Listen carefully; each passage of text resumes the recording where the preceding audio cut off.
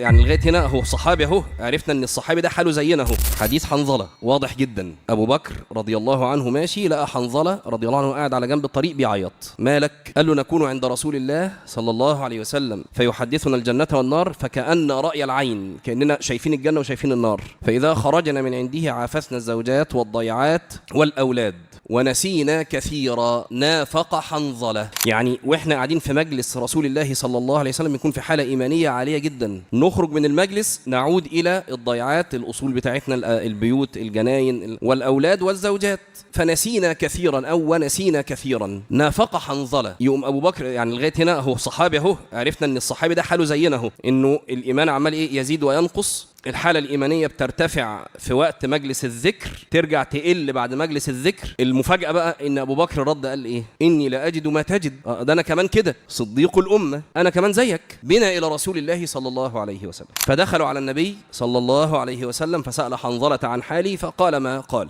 فقال لو تدومون على ما تكونون عليه عندي لصافحتكم الملائكة في الطرقات وعلى فرشكم، ولكن يا حنظلة ساعة وساعة ساعة وساعة ساعة وساعة. يبقى إن الإنسان يدوم على حالة واحدة من الإيمان عالية ده مش موجود، الإيمان هيفضل يزيد وينقص.